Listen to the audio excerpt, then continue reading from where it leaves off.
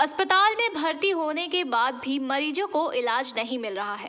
स्वास्थ्य साथी कार्ड होने के बावजूद कल रात से आपातकालीन कक्ष में मरीज को छोड़ दिया गया है।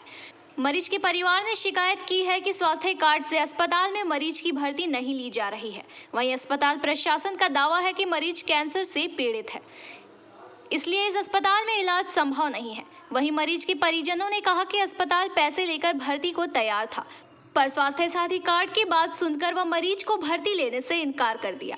हावड़ा के गोलाबाड़ी इलाके के एक निजी अस्पताल के खिलाफ यह आरोप लगा है। क्या हुआ है?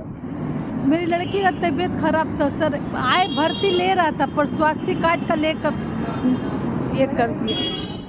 मैंने क्या बोल रहा है, स्वास्थ्य साथी में नहीं लेगा। स्वास्थ्य कार्ड का सुना तो बस इलाज एक रोक दिया। आप क्या चाहते हैं? इलाज ही चाह रहे थे सर, निकाल रहा जबरदस्ती, कहाँ लेकर जाएंगे सर? मेरे पास ये लोग क्या जबरदस्ती ले जा रहे हैं? हाँ, बहुत उलझ गया अभी हमको। हम वहाँ से पकड़ के बोल रहे कि सर लेके जाओ, हम पेशेंट को बाहर ठेल देंगे, हम बाहर कर देंगे पेशेंट को, तुम लोग जहाँ भी लेके जाओ, हम एम्बुलेंस कर देंगे। हम बोले वेंटिलेटर पेशेंट कहाँ लेके जाए? हम रात भर घूमे सर, नारायणा गए, वहाँ नीलतन गए सर, पीजी गए, मेडिकल कॉलेज गए, वहाँ गए, क्या नाम, श्रीजैन गए सर, हर जगह गए सर। वहाँ पे हम लोग वहीं पर बोल लगी ऐसा, हम लोग अर्जेंट में केस नहीं लेते सर। यहाँ पे एडमिट कराएं इसलिए ना सर, स्वास्थ्य कार्ड में हो जाएगा। स्वास्थ्य कार्ड का नाम लिए तो फिर तुरंत ना करने लगे सर। हम अपनी बहन का इलाज चाह रहे हैं सर, मेरी बहन का इलाज करा दीजिए। Bureau report, पीबीटीवी news. पश्चिम बंगाल आसनसोल हीरापुर थाना अंतर्गत बनपुर के चपरे इलाके में स्थित जंगल से कुल्टी नगर पालिका में काम करने वाले साधन बावरी के नाम के एक कर्मी का शव बरामद हुआ है। जंगल में शव होने की जानकारी इलाके के कुछ लोगों ने हीरापुर थाने को दी, जिसके बाद हीरापुर थाना ने मौके पर पहुंचकर शव को अपने कब्जे में लेकर शव को पोस्टमार्टम के लिए आसनसोल जिला अस्पताल भेज दिया। वही साधन बावरी के परिजनों की अगर माने तो वो रात के 10 बजे तक घर में था, जिसके बाद जब घर के सभी लोग सो गए तब वो कब घर से बाहर निकला एवं घटनास्थल कैसे पहुंचा, किस कारण पहुंचा, ये उनको पता नहीं है। आपको बता दें कि पुलिस ने 2 लोगों को पकड़ा है, जिनसे मामले में पूछताछ कर रही। अब देखना यह है कि पुलिस साधन की हत्या मामले की गुत्थी कब तक सुलझा पाती है, साथ ही इस मामले में और किन किन लोगों की गिरफ्तारी कर पाती है। ঘটনা ঠিক জানি না স্যার, বললো 2 জন ছিল, পরে কিছু করেছে হয়তো। তো এই খবরটা আপনারা কখন পেলেন যে এরকম ভাবে? সকালবেলা একজন পুকুর থেকে গিয়েছিল, ও খবর দিয়েছে। এটা কোন জায়গায় হয়েছে? চাপড়াদি গ্রাম, 93 ওয়ার্ড। 93 যেটুকু আমরা শুনতে পাচ্ছি যে উনি নাকি কর্পোরেশনে কাজ করতেন বলে জানা যাচ্ছে। কর্পোরেশনে কাজ করতো। এটা কোন কর্পোরেশন? 99 কুলটি। তো আপনার কি মনে হচ্ছে এটা কি মার্ডার না এরকম? মনে হচ্ছে তো, দেখাই মনে হচ্ছে যে মার্ডারে। যে 2 জন ছিল ওদিকে শাস্তি দিতে দরকার। তো আপনারা কি চাইছেন এখন? এখন আমরা চাইছি যে যারা ছিল ওদিকে যেমন খুঁজে বার করা, শাস্তি দেওয়া হোক। তো এরকম ভাবে কি মানে কোনো ঝুট ঝামেলা বা পারিবারিক অশান্তির জন্য কি? এরকম কিছু তো শুনিনি, হতে পারে, না ছাড়া তো হবে না এরকম। তো উনি কি রাত্রেবেলায় বাড়িতে ছিলেন না? প্রায় 10টা পর্যন্ত আমার জায়গা কারেন্টি ছিল, তারপর ঘুমিয়ে পড়েছিল। আপনাদেরকে খবর দেয়? সকালবেলায় একটু পিছিয়ে গেছিল মানে। আপনার নাম? রাজু বাউরি। যিনি মারা গেছেন ওনার? ওটা আমার বাবা হয়। হ্যাঁ, নামটা? साधन बावरी। आसनसोल से बीजू मंडल की रिपोर्ट, पीबीटीवी न्यूज। रूपनारायणपुर फाड़ी इलाके के Hindustan cables bus stand number 6 के समीप शुक्रवार रात करीब 9 बजे रूपनारायणपुर निवासी 58 वर्षीय चिरेका कर्मचारी अमल नंदी की मौत हो गई। प्राप्त जानकारी के अनुसार अमल नंदी अपने मोटरसाइकिल से कहीं जा रहे थे, तभी किसी भारी वाहन के चपेट में आकर घायल हो गए। घटना के बाद स्थानीय लोगों ने उन्हें सड़क किनारे लहूलुहान देख पुलिस को सूचना दी। पुलिस ने तत्काल मौके पर पहुंच घायल को स्थानीय पीठाकियारे अस्पताल ले गए, जहां चिकित्सक ने उन्हें मृत घोषित कर दिया। पुलिस ने मृतक की बाइक फाड़ी में रख मृतक के शव को पोस्टमार्टम के लिए जिला अस्पताल भेज दिया। वहीं पुलिस सूत्र के अनुसार घटना के बाद पुलिस ने चौरंगी फाड़ी पुलिस के सहयोग से घटना में शामिल होने की आशंका में एक ट्रेलर को चौरंगी मोड़ के समीप धर दबोचा है। वही मामले में पुलिस जांच कर रही है।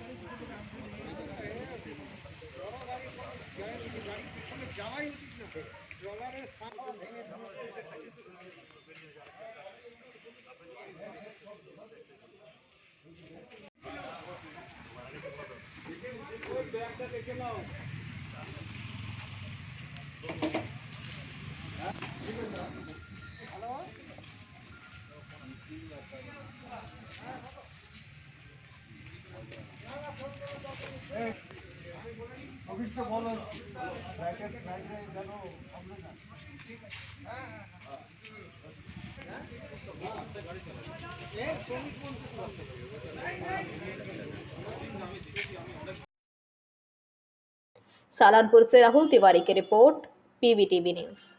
समाप्त Chatterjee memorial art and music college, कला भारती, पेंटिंग, स्काल्पचार, भरतनाट्यम, कथक, मणिपुरी और रवींद्र नृत्ये admission चलছে। Admission open for degree and diploma courses. Kala Bharati, NSB Road, Raniganj. Call 993224. राष्ट्रीय राजमार्ग 60 पंजाबी मोड़ पर ब्रिटिश काल की पुरानी कलवर्ट पानी से भर जाने से राहगीरों को मुश्किलें हो रही है। राष्ट्रीय राजमार्ग की नालियों से यह नालियां जुड़ी हुई है। यह नालियां जगह जगह से टूटी हुई है।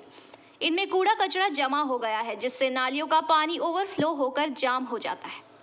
इसके कारण साल के अधिकांश समय में राष्ट्रीय राजमार्ग 60 के पंजाबी मोड़ इलाके में सड़क पर ही जल जमाव के कारण सड़क का एक बड़ा हिस्सा चलने लायक नहीं रह जाता था।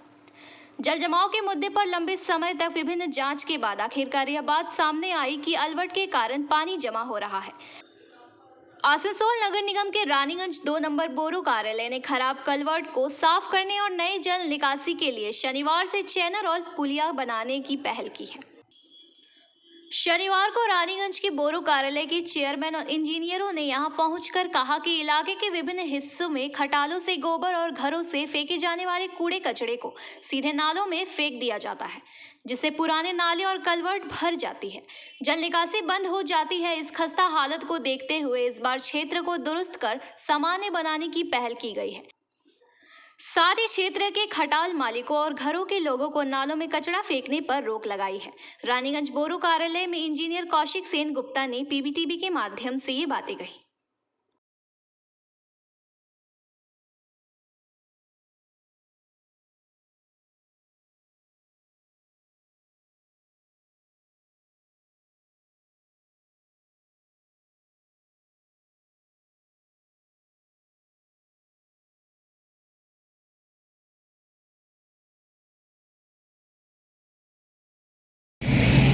হাইওয়ে ন্যাশনাল অথরিটির রোড আছে, সার্ভিস রোডটা ড্রেন করেছেন ওনারা। যখন রোড করলো ড্রেনটা কমপ্লিট করে নেয়, সেই ভগৎ মোড়টা ওইখানে অর্ধেক দিকে করে ছেড়ে দিয়েছে ডান দিকে, অর্ধেক বাঁ দিকে। রোড ক্রসিং করে নেয়, তাই জন্যে জামের সমস্যা হচ্ছে। দীর্ঘদিন থেকে জাম হয়ে যায়। আমরা কতবার ওনাদেরকে চিঠি করা হলো, ওনারা কিছু শুনছেন না, কাজ নেই। আজ এই অবস্থা হয়ে গেল যে পুরো ড্রেনটা জাম হয়ে গেছে। আমরা ওই জামটা ছাড়াবার জন্য 3-4 দিন থেকে লেগেছি। জেসিবি দিয়ে পুরো ক্লিয়ার করাচ্ছি যে যেরকম জামটা হয় পাবলিকের ঘরে যেটা জল ঢুকে যাচ্ছিল সে ব্যবস্থাটা আজকে আমরা সিদ্ধান্ত দিই, কাজ চালু আছে। এবারে স্থানীয় এলাকাতেও ওরা লিকুইড করে গোবরটা ড্রেনে ফেলে দিচ্ছে। লিকুইড মাল করলে আমরা কিছু বলে, তাও ওদিকে নোটিশ দেওয়া হয়েছে। এই কোভিডের সময়, এই আপনার ডেঙ্গুর সময় যখন সার্ভে হলো, ওদেরকে বাগান করা হলো যে আপনারা খাটালের ব্যবস্থা টাউনের ভিতরে হয়ে গেছে, অন্য জায়গায় নিয়ে যান। আর গোবরটা আপনার এখানে একটা পুরনো দিনের কালভার্ট আছে, বহু আগেকার কালভার্ট। এই কালভার্ট দিয়ে রামবাগানে, এই কান্তি চক এলাকার বা রামবাগানের সমস্ত জল ওই কালভার্ট দিয়ে ক্রস হতো। কিন্তু বর্তমানে ভেতরে বেশ কিছু খাটাল আছে, যে কারণে গোবর টোবরের জন্য সমস্যার জন্য এটা ক্লগিং হয়ে গেছে। এবং সেটা সমস্যাটা এতটাই বেড়ে গেছে যে আর জল কালভার্ট দিয়ে পাস করছে না। সেটাই আমরা দেখছি একটা অল্টারনেটিভ। এর আগেও আমরা এনএইচকে জানিয়েছিলাম, কিন্তু তাতে কোনো ফল হয়নি। তো আমরা নিজেরাই একটা দুটো পাইপ দিয়ে এটা আবার একটা নতুন করে রিনোভেট করে কালভার্টটাকে চালু করার চেষ্টা করছি। তো আমরা দেখলাম জাতীয় সড়কে এবং মোড়ের চারপাশে জল জমে যাচ্ছে, এগুলোকে ঠিক এগুলো এই কালভার্ট যদি আমরা सरना धर्म कोड लागू करने की मांग पर आदिवासी समाज की ओर से आसनसोल डिवीजन के काली पहाड़ी रेलवे स्टेशन पर भी विरोध प्रदर्शन किया गया। इस प्रदर्शन के दौरान आदिवासी समाज के लोगों ने आसनसोल के काली पहाड़ी रेलवे स्टेशन पर रेल अवरोध कर प्रदर्शन करते हुए सरना धर्म कोड लागू करने की मांग की। बाद में आरपीएफ अधिकारियों ने आदिवासी समाज के लोगों को समझा बुझा कर रेलवे ट्रैक को खाली करवाया। इस दौरान हावड़ा नई दिल्ली रेल रूट कई घंटों तक बाधित रही।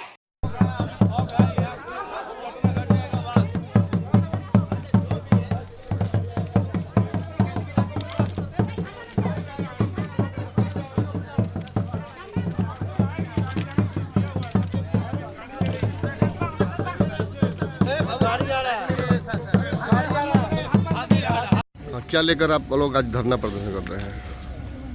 जोहार। सबसे पहले अपना नाम, मेरा नाम है बाबूलाल टुडुल, पश्चिम बर्धमान जिला सेक्रेटरी। आज दिनांक 30 दिसंबर 2023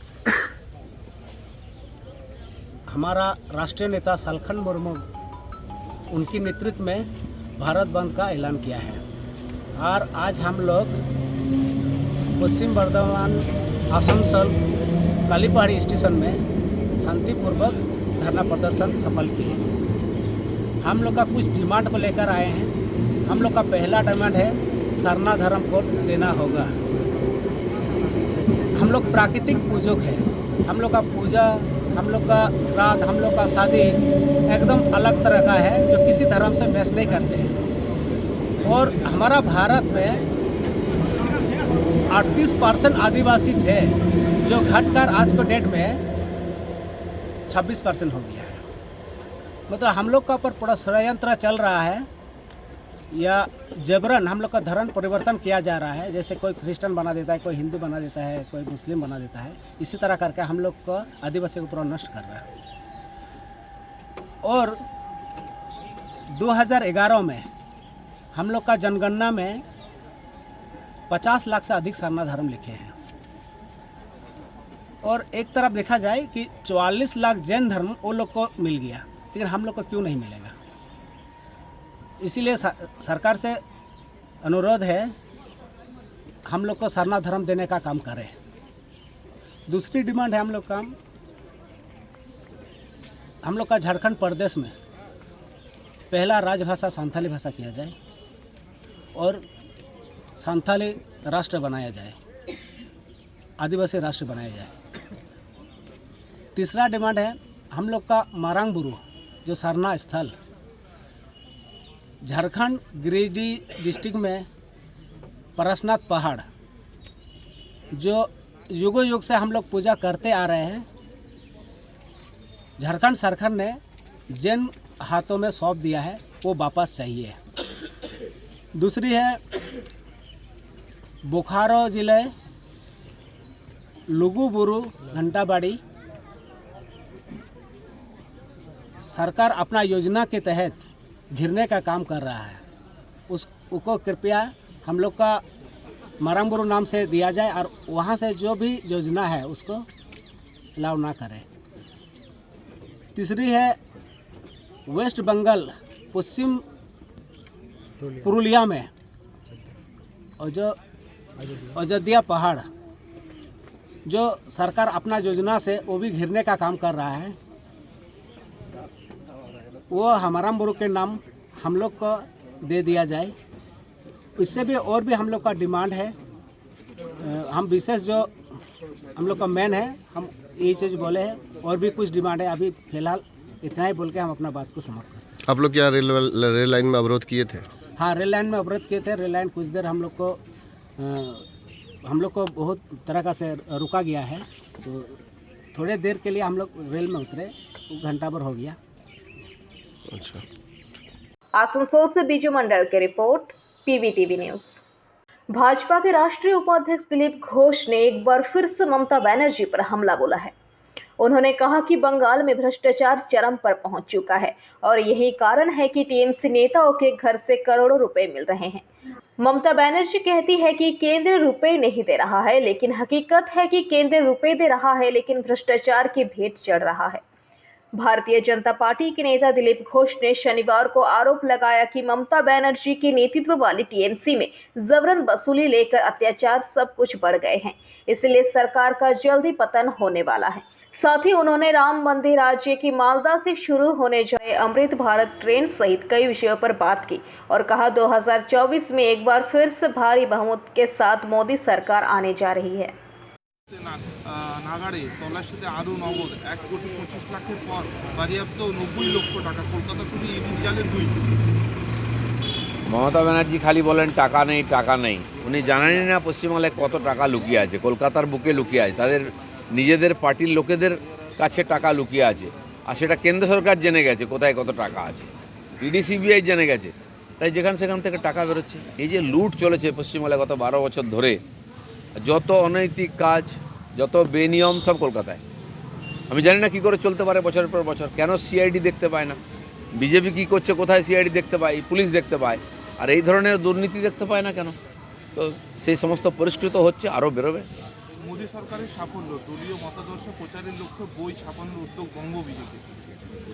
স্বাভাবিক, নরেন্দ্র মোদী যে কাজ করেছেন তাকে আবার প্রধানমন্ত্রী করতে হবে আরেকবার মোদী সরকার, তো তার কাজের প্রচারই তার কথা বলবে, তার কাজই মোদির কথা বলবে। সেটা আমরা লোকের কাছে পৌঁছে দেওয়ার জন্য যত রকম সম্ভব মাধ্যমকে নেব, তার মধ্যে বই, পত্রপত্রিকা, লিফলেট সবই বানিয়ে লোকের কাছে নিয়ে যাবো। দাদা, পশ্চিমবঙ্গ বিজেপি ক্ষমতায় এলে 30 লক্ষ টাকা সরকারি চাকরি, 450 টাকায় গ্যাস শুভেন্দু বলেছেন, কি বলবেন? না, অলরেডি গ্যাসের দাম বা পেট্রোল ডিজেলের দাম কমবে, সবাই আশা করছেন, কমবেও বটে, কিন্তু বিশ্ববাজারে যখন যুদ্ধ হয়েছে দাম বেড়েছে, তখন বেড়েছিল, এখন দাম কমতে আরম্ভ করেছে। সাধারণ মানুষ তার লাভ পাক, সেটা সরকারও চেষ্টা করবে। আর এ সমস্ত সুবিধা একমাত্র নরেন্দ্র মোদী দিতে পারেন, আর কারোর পক্ষে সম্ভব নয়, কারণ সবাইকে পরীক্ষা করা হয়ে গেছে। কংগ্রেস সভাপতি খগড়ে বিরোধিতা করলেও সোনিয়া গান্ধী রাম জন্মভূমিতে উপস্থিত থাকবেন। শুধু সোনিয়া গান্ধী নয়, দেশের সমস্ত প্রমুখ নেতা, ব্যবসায়ী, বিশিষ্ট ব্যক্তি, সেলিব্রিটি সবাইকে রাম মন্দিরের যে নির্মাতা, যে কমিটি, তারা আহ্বান করেছেন, আমন্ত্রণ করেছেন। তো এই যে বিরাট উৎসব চলছে, নতুন ভারতের প্রতিষ্ঠার দিন, সবার আসা উচিত, তাহলে লোক ভাববে যে আমাদের ভারতের সঙ্গে নাই। তো সেই জন্য সবাই আসুন, সেই উৎসবে অংশগ্রহণ করুন। রামচন্দ্র কারো একার নয়, সবার। আর লোকে ভাবছে এটা বোধহয় বিজেপির, এটা বিজেপির নয়, সাধু সন্তরা, বিশিষ্ট ব্যক্তিরা এই আন্দোলনে প্রায় 496 বছর ধরে এই আন্দোলন চলেছে, আর তার ফলে রামের প্রত্যাবর্তন হচ্ছে। সেই উৎসবে সবার অংশগ্রহণ করা উচিত। শিল্পপতি আদানির সঙ্গে শরদ পাওয়ারের 1 ঘন্টার বৈঠক, রাজনৈতিক মহলে জল্পনা উস্কে দিল। না, যারা আদানির বিরুদ্ধে এত চক্রান্ত করছিলেন, তার জন্য কারো সদস্যপদও চলে গেল। ট্রেন, অমৃত ভারত ট্রেন, অযোধ্যা থেকে মাননীয় প্রধানমন্ত্রী 2টো ট্রেন উদ্বোধন করবেন ভার্চুয়ালি। তার মধ্যে একটা হচ্ছে মালদা থেকে বেঙ্গালুরু যাবে, অনেক লম্বা রুট। তো আমাদের আনন্দের কথা, আমাদের খড়গপুর ডিভিশনে 6টা স্টেশনে সে ট্রেন থামবে। 11টায় শুরু হচ্ছে আজকে, এরপরে 10:30টায়, 9:30 বা 10টায় খুলবে ওখান থেকে। তো আজকে খড়গপুর এবং বেলদা, আমাদের মেদিনীপুর লোকসভার মধ্যে 2টি জায়গাতে বড় স্বাগত প্রোগ্রাম হয়েছে।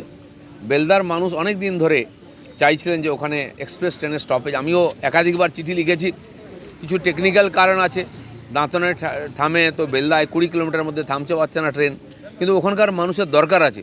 ওখানে আমরা ফ্লাইওভার বানিয়ে দিয়েছি, রাস্তাঘাট করেছি, ফ্লাইওভারের কাজ শুরু হবে। ট্রেনের দরকার ছিল, এরকম একটা নতুন টেকনোলজি যে 130 কিলোমিটার স্পিডে চলবে, সেই ট্রেনের স্টপেজ বেলদা পাচ্ছে। এটা আমাদের কাছে খুব গর্বের, বেলদার মানুষের কাছে খুবই আনন্দের কথা। আমি নিজে আজকে বেলদায় থাকবো সেই ট্রেনটা স্বাগত করার জন্য। সবাইকে আমি এর জন্য অভিনন্দন জানাই। পরেই খড়গপুর পৌরসভার তৃণমূলের কাউন্সিলর সেই সিদ্ধান্তের বিরোধিতা করছে, কি বলবেন? কারণ কি, এটা সাধারণ মানুষের স্বার্থের বিরুদ্ধে। এই খড়গপুর শহর ধীরে ধীরে একটা ভাঙা ধ্বংসস্তূপে পরিণত হয়ে আছে। রাস্তাঘাট সারাই হয় না, জলের ব্যবস্থা নেই, বিদ্যুতের ব্যবস্থা নেই, সাফ সাফাই হয় না, তারপর আবার ট্যাক্স লাগাচ্ছেন। কমসে কম পরিষেবা সেটা তো দিক, আর যে পার্টির হাতে এখানকার পুরসভা বোর্ড আছে তারা তো সিদ্ধান্ত নিতে পারে না 1 বছর ধরে যে চেয়ারম্যান কী হবে। মানুষ তাদের ভোট দিয়ে জিতিয়ে দেয়, তারপরে চেয়ারম্যান দিতে পারে না, পরিষেবা দিতে পারে না। আর এই ধরনের জনবিরোধী যদি তারা সিদ্ধান্ত নেয়, সবাই বিরোধিতা করো, আমরাও তার বিরুদ্ধে আছি। 4 তারিখ আমরা বিক্ষোভ দেখাবো। এখন তারা পিছনে সরে যাচ্ছেন কেন? এই ধরনের করছেন। লুটপাট বন্ধ করুন, পার্টির লোকেরা খেয়ে নিচ্ছে, তো মিউনিসিপ্যালিটির হাতে টাকা আসবে কী করে? তাই মানুষের উপরে কর চাপাচ্ছেন, এটা খুবই জনবিরোধী। Bureau report PVTV news. Kolkata में ट्रैफिक इंतजाम को दुरुस्त करने के लिए उच्च स्तरीय बैठक आयोजित हुई, जिसमें चिंगड़ी घाटा मोड़ पर यातायात को और अधिक कुशल कैसे बनाया जाए इस पर चर्चा की गई। इस बैठक में एडीजी ट्रैफिक सुप्रीम सरकार, विधाननगर कमिश्नरेट सीपी गौरव शर्मा समेत कोलकाता पुलिस और विधाननगर पुलिस के वरिष्ठ अधिकारी मौजूद थे। लंबी बैठक के बाद उन्होंने चिंगड़ी घाटा से न्यू टाउन विश्व बंगला गेट तक सड़क का निरीक्षण किया। चिंगड़ी घाटा मोड़ पर कई दुर्घटनाएं हो चुकी है, जिसके कारण कभी तोड़फोड़ तो कभी रोड़ेबाजी हो जाती है। इतना ही नहीं, यहाँ जाम लगना रोजाना की बात है। उस भीड़ से बचने के लिए कई बार बैठक भी की जाती है। आज एक बार फिर एडीजी ट्रैफिक सुप्रीम सरकार, विधाननगर कमिश्नरेट सीपी गौरव शर्मा वरिष्ठ अधिकारियों के साथ बैठक में बैठे। कुछ देर मुलाकात के बाद वह निकल गए और विश्व बंगला सरनी का दौरा किया। चिंगड़ी घाटा से न्यू टाउन विश्व बंगला गेट तक जाए। सूत्रों के मुताबिक ये बैठक इस बात को लेकर है कि इस जाम और हादसों को कैसे कम किया जाए। इसके अलावा कई अन्य फैसलों की भी जानकारी है। कहा जा सकता है कि इस बैठक का मकसद नए साल में चिंगड़ी घाटा में भीड़भाड़ कम करना है।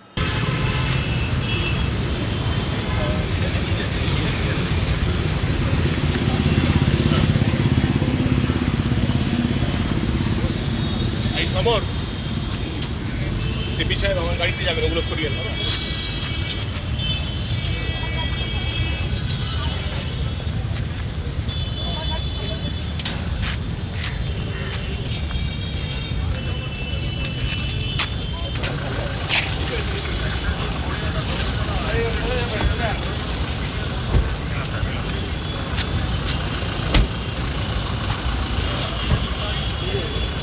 एक बार फिर धान के खेत से जिंदा बम बरामद हुआ है।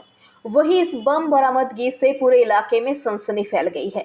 घटना दक्षिण 24 परगना में हुई। स्थानीय सूत्र के मुताबिक बम भांगड़ के काटडांगा इलाके में खेती की जमीन से बरामद किए गए।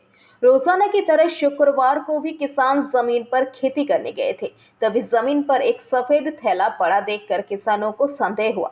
बैग के पास जाकर देखा तो किसानों को ताजे बम मिले। तुरंत पुलिस को सूचना दी गई। सूचना पाकर काशीपुर थाने की पुलिस मौके पर पहुंची। काशीपुर थाने की पुलिस उक्त व्यक्ति को बचाकर ले आई। पुलिस की शुरुआती धारणा यह है कि बम सर्किट बम है। काशीपुर थाने की पुलिस बमों को निष्क्रिय करने में जुट गई है। साथ ही काशीपुर थाने की पुलिस इस बात की जांच में जुट गई है कि ताजा बमों से भरा बैग धान खेत में कैसे आया। एक स्थानीय निवासी ने बताया कि इलाके के कई किसान रोजाना की तरह धान की कटाई करने गए थे, तभी उन्हें जमीन पर एक सफेद बैग पड़ा हुआ दिखाई दिया।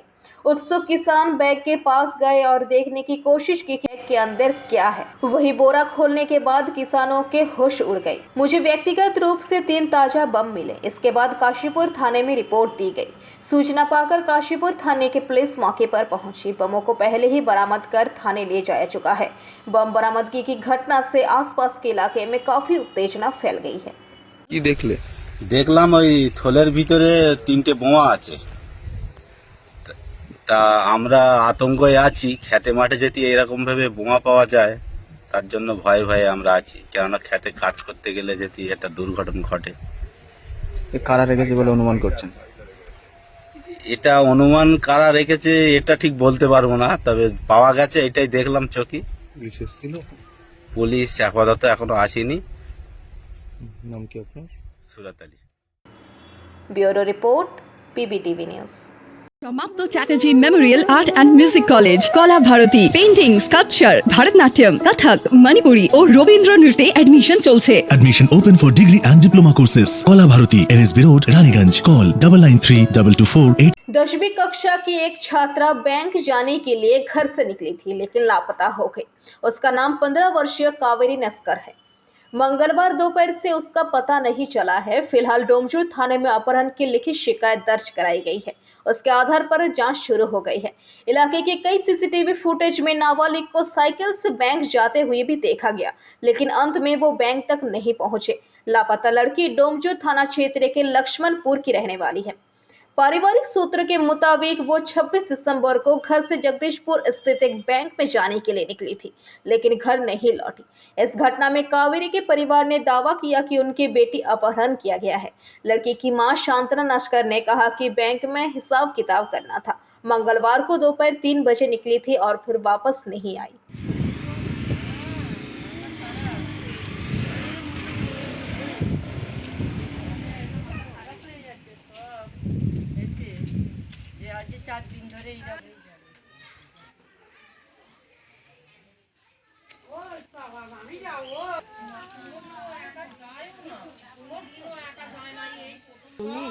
সবে ট্রেনে উঠছে, এখনো ভর্তি করিনি। আচ্ছা আচ্ছা, তো কোথায় গিয়েছিল? জগদীশপুরে ব্যাংকে বই করার জন্য পেপার জমা দিতে গেল। আচ্ছা, তারপর তারপর থেকে আর পাচ্ছি না খোঁজ, সেই যে গেছে আর আসেনি। তারপরে নিয়েছেন? হ্যাঁ, আমরা আগে খোঁজ খবর করেছি জগদীশপুরেই, ওর বাবা গেছে, আমি গেছি, সবাই খোঁজ খবর করে এসেও পাচ্ছি না যখন, তখন আমাদের বাড়ির আশপাশের ছেলেদের নিয়ে থানায় গেছিলাম। কি নিয়ে বেরিয়েছিল? ওই খালি বই হবে বলে কটা ডকুমেন্ট দিয়েছিল ওই ব্যাংকের এই ক্লাব থেকে, সব ফর্ম করে দিয়েছিল যেগুলো জমা দিতে হয়, মানে আধার কার্ডের জেরক্স, প্যান কার্ডের জেরক্স, এই সবগুলো দিয়েছিল, সেইটা জমা দিতে গিয়েছিল খালি ব্যাংকে বইয়ের জন্য। হ্যাঁ, কটার সময়? এই তখন 3টে পৌনে 3টে এরকম তারা বেরিয়েছিল। ওইগুলো নিয়েছে, আর এইদিকে সব ওর ডকুমেন্টসগুলো নিয়েছে, আধার কার্ড, প্যান কার্ড, জন্ম সার্টিফিকেট, রেশন কার্ড, সাইকেলে করে গেছে। হ্যাঁ, আমার আধার কার্ডটা পর্যন্ত নিয়ে গেছে। আপনার কাউকে সন্দেহ হয়? না, আমি তো কারে সন্দেহ পাই না, আমি তো ধারণা করে ওইটা আর কি বলা হয়েছে, কি বলা হয়? উদাহরণ করে যে কেউ কিডন্যাপ করেছে, কি কেউ। আপনার কি মনে হয় কেউ কিডন্যাপ করেছে? আমার তো মনে হচ্ছে ওইটাই, যে কেউ কিডন্যাপই করেছে, নাহলে আমার মেয়ে যাবে কোথা। আচ্ছা, কি খুঁজেছেন আশেপাশে? হ্যাঁ, আমি অনেক খুঁজেছি, জগদীশপুরেই রোজের খুঁজে যাচ্ছি, সব যত যেখানে আত্মীয় স্বজন সব খোঁজ খবর হয়ে 4 দিন ধরে খোঁজা হচ্ছে। আপনারা কি চান? আমি চাই যে কোনো প্রকারে যেমন করুক আমার মেয়ের খোঁজ পাই, যেন আমার মেয়ে যেন ফিরে আসে, আমি এইটুকুনি চাই, আর কিছু না। ঠিক আছে, এমনি পড়াশোনায় ভালো ছিল? হ্যাঁ, মোটামুটি ভালোই ছিল। কি নাম আপনার? আমার নাম শান্তনা নস্কর। মেয়ের নাম? Kaveri Naskar. Bureau report, पीबीटीवी news. Sarna धर्म के लिए अलग कोर्ट की मांग को लेकर आदिवासी सिंगल अभियान के भारत बंद का बांकुड़ा जिले में मिला जुला असर देखा गया। भारत बंद के अभियान के चलते यातायात, सड़क परिवहन पर इसका असर देखा गया, जहां प्राइवेट बस बंद रही। जंगल महल इलाके में इसका प्रभाव देखा गया, जिसके चलते यात्रियों को काफी परेशानी का सामना करना पड़ा। वही आदिवासी सिंगल अभियान के कार्यकर्ता ने बांकुड़ा के छतना ब्लॉक के जोरहिड़ा के पास सालतोड़ा बांकुड़ा स्टेट हाईवे को जाम कर विरोध प्रदर्शन किया। सिंगल अभियान के कार्यकर्ताओं ने दावा किया कि वो भारत बंद को सफल बनाने के लिए बांकुड़ा के झंटी पहाड़ी स्टेशन पर रेलवे को अवरुद्ध करने के उद्देश्य से निकले थे, लेकिन पुलिस ने जोरहिड़ा मोड़ के पास उनका रास्ता रोक दिया। फिर उन्होंने वहां सड़क जाम करना शुरू कर दिया। अपने दावे के समर्थन में उन्होंने चेतावनी दी कि शाम 6 बजे वो वहां नाकाबंदी जारी रखेंगे। इस बीच इस सड़क नाकाबंदी के कारण सालतोड़ा बांकुड़ा राज्य राजमार्ग पर यातायात पूरी तरह से ठप हो गया है, जिसका नेतृत्व आदिवासी सिंगल अभियान के नेता धनेश्वर हांसदा ने किया।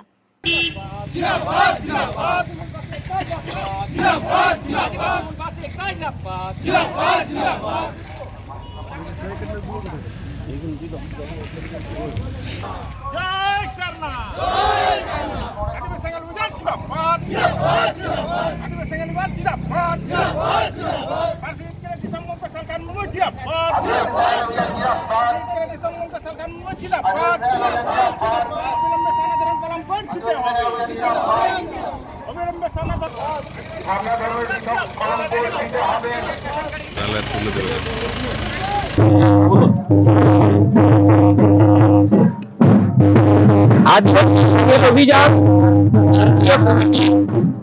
सिद्धांत अनुযায়ী राष्ट्रीय नेता नेतृत्वे आज हमारे आदिवासी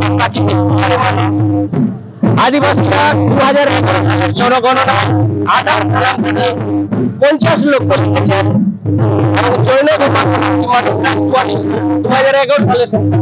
কিন্তু আজ পর্যন্ত আমরা ভারত স্বাধীনতার ৭০ হতে চলেছে, আজ পর্যন্ত আদিবাসীরা ধর্মীয় স্বাধীনতা থেকে বঞ্চিত, সারনা ধর্ম পৃথক করা হয়।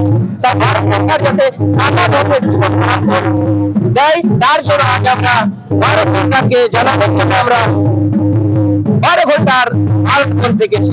এই কর্মসূচি আমাদের ঝাড়িপাড়ি রেলওয়ে স্টেশনে সকাল 6টা থেকে আমাদের ওখানে আমাদের কথা ছিল। দুঃখের বিষয়, আমাদের আদিবাসী সেখানে অভিযানের প্রত্যেকটি নেতার বাড়িতে, প্রত্যেকটি ব্লক কমিটি নেতার বাড়িতে আজ পশ্চিমবঙ্গের পুলিশ আমাদের পুরো ব্যারিকেড করে রেখেছেন। কোনো না কোনো আমরা আজ এখানে ঝাড়িপাড়ি রেলওয়ে স্টেশনের উদ্দেশ্যে আমরা ফিরিয়েছি এবং আমাদের এখানে পুলিশ প্রশাসন আমাদের করে আমাদের এখানে আটক করে রেখেছে। তাই আমরা পদবরোধের কর্মসূচি আমরা এখন পালন করছি।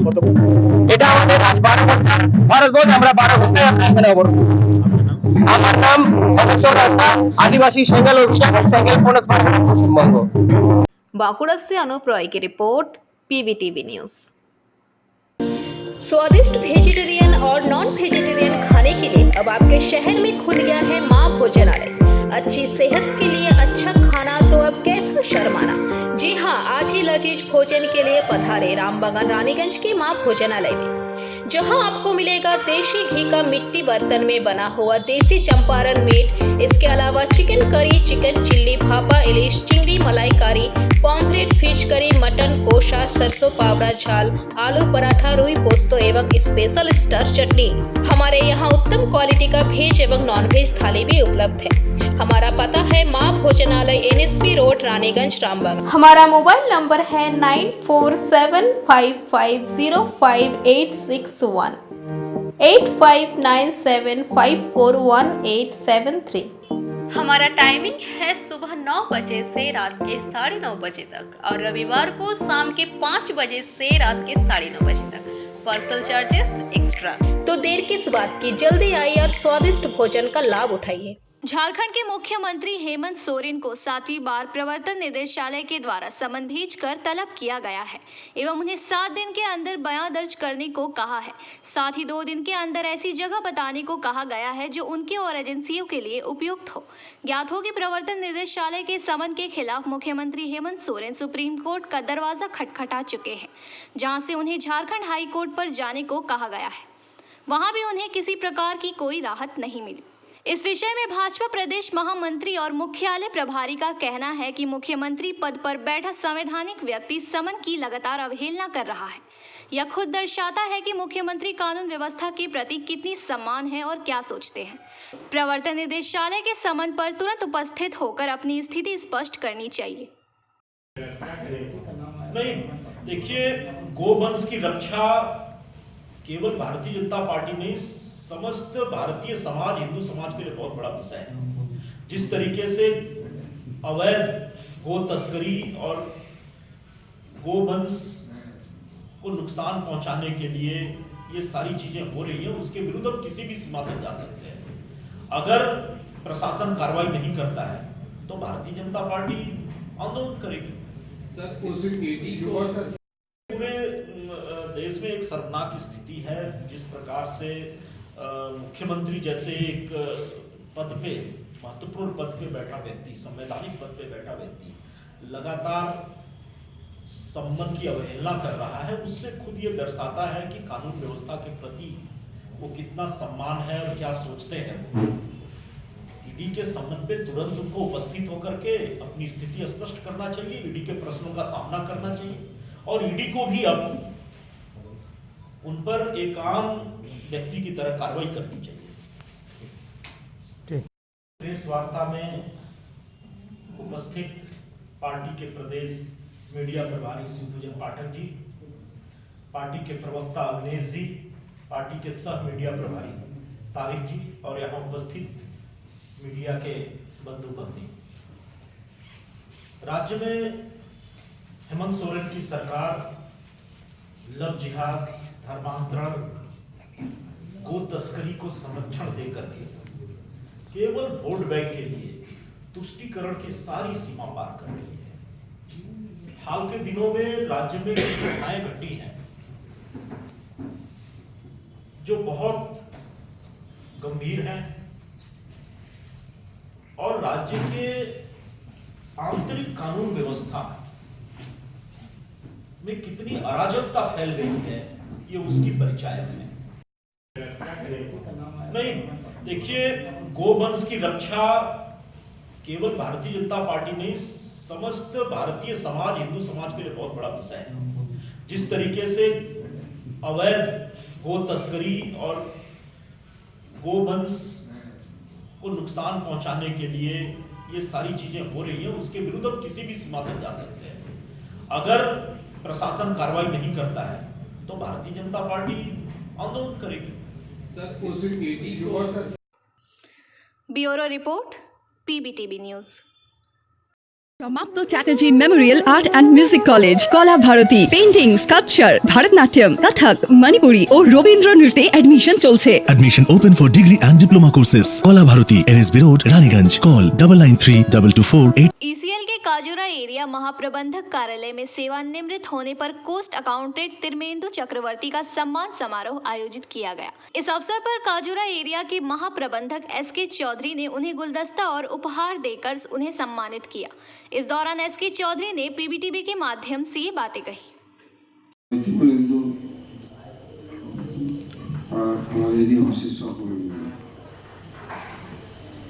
আজকের এই সম্মান সমারোহ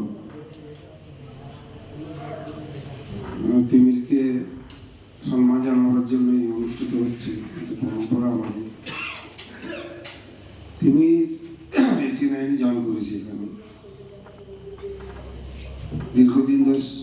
দীর্ঘদিনই ওর সঙ্গে আমি ছিলাম।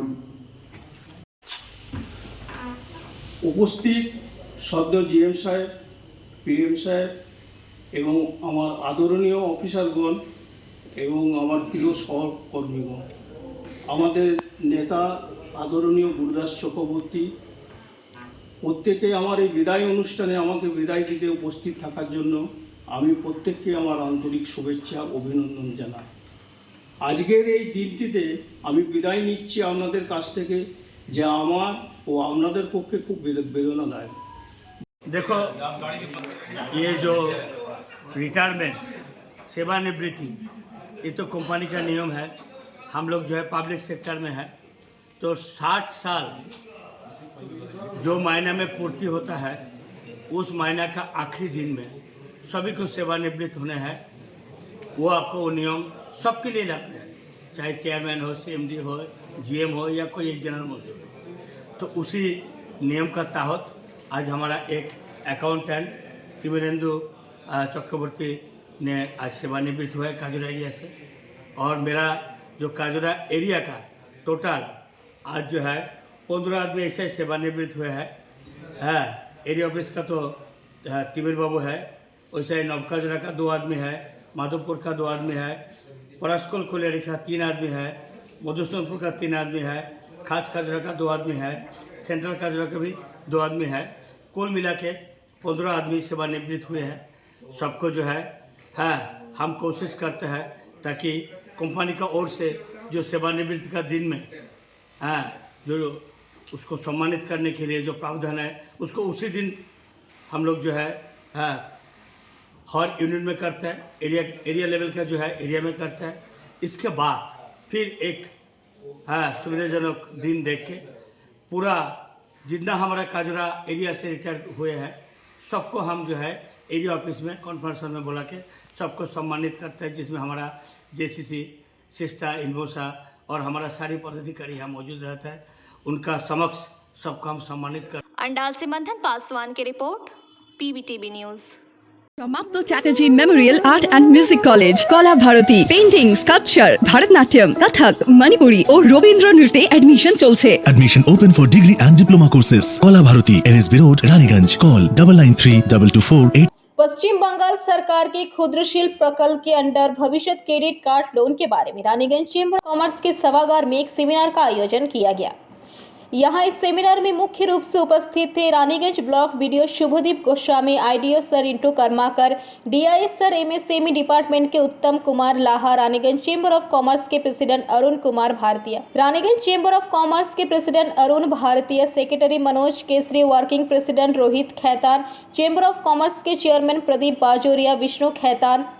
उसको थोड़ा इम्प्रूव करने के लिए, उसका पोजीशन और थोड़ा इम्प्रूव करने के लिए ये छोटी सी कोशिश है, बट कि जो भी बिजनेसमैन बिजनेस करना चाहता है वो इस स्कीम का लाभ उठाए। हमारे बीच हमारे आईमान में रखिएगा, लास्ट में उसको पूछेगा। मैं अब हमारे नया block development officer Shri Shubhdeep Goswami साहब को रिक्वेस्ट करूंगा कि वो नई स्कीम आई है, इसका ये गोल्डन अपॉर्चुनिटी मैं तो कहूँगा इसको, जो कोई भी व्यापारी हो या कोई भी छोटा से छोटा व्यवसाय, rate of interest bank fix करेगी, उसमें इस स्कीम में या गवर्नमेंट का कोई भी रोल नहीं रहेगा। Based on your project, the kind of your project, the strength of your project and the policy of the concern financial institution, rate of interest उनके हिसाब से फिक्स होगा, जो कि सरकारी जो इंस्ट्रक्शंस हैं उसके हिसाब से वो रेट ऑफ इंटरेस्ट फिक्स होंगे। लेकिन इसमें गवर्नमेंट का इंटरवेंशन कहाँ आता है? आजकल ग्लोबलाइजेशन में ये बहुत ही आम बात है। ऐसे समय में वेस्ट बंगाल गवर्नमेंट चाहता है कि जो छोटे बिजनेसमैन के साथ में उनको एम्पावर करने के लिए कुछ किया जाए, एंड फॉर दैट पर्पस ये भविष्य क्रेडिट कार्ड एक लोन स्कीम है। ये बहुत बड़ी कोई अमाउंट नहीं है, इट्स नॉट बिग लोन, बहुत बड़ी लोन नहीं है, छोटी loan, limited up to 5 lakhs, but इसमें गवर्नमेंट साथ में लोन एप्लीकेशन से शुरू करके लोन अप्रूवल करवाने तक government administration will be with you, कोई परेशानी नहीं होगी। जहां भी दिक्कत आएगी बैंक से वो प्राइवेट এটা কিন্তু খুব একটা কম না, মানে স্কিমটা যথেষ্ট ভালো স্কিম এবং মাননীয় মুখ্যমন্ত্রী মমতা বন্দ্যোপাধ্যায় যে স্কিমটা গত 1 এপ্রিল 2023 চালু হয়েছে প্রথম ইয়েতে 2023-এর 1 এপ্রিল, সেটাকে আমরা দেখেছি সমস্ত জেলাতে খুব ভালো ইয়েতে চলছে। কেননা খুব ছোটো ছোটো যারা ব্যবসা, যারা সত্যি কোনো ব্যাংকে যেতে পারে না বা ব্যাংকে গেলেও ঠিক মতো ব্যাংকের কার্ড একটা প্রজেক্ট রিপোর্ট, যেটা প্রজেক্ট রিপোর্ট আমরা করে দেবো, অথবা আমরা 78টা প্রজেক্ট রিপোর্ট আমাদের ওয়েবসাইটে আছে, আমরা ডাউনলোড করে সেটা আপনাকে হেল্প করতে পারবো, বা যদি টাকার অঙ্কটা ম্যাচ করে আমরা প্রজেক্ট রিপোর্ট করে দিচ্ছি গ্যাস এবং ক্যাম্পে আয়োজন করেছেন। আপনারা আপনাদের মূল্যবান সময় নষ্ট করুন। সরকারের একটি আমাদের দপ্তরে ক্ষুদ্র ব্যবসায়ীদের জন্য একটি মহতি প্রোগ্রাম নিয়ে এসেছে, যে প্রোগ্রামটির নাম হচ্ছে আমাদের ক্রেডিট কার্ড। দেখুন, ব্যবসা করতে গেলে টাকা পয়সা প্রত্যেকেরই দরকার পড়ে, ব্যবসা করতে গেলে আমাদের প্রত্যেকেরই টাকা পয়সা দরকার পড়ে, কিন্তু আমরা টাকা কোথায় পাবো, কিভাবে অ্যারেঞ্জ করব, কোথা থেকে লোন নেব।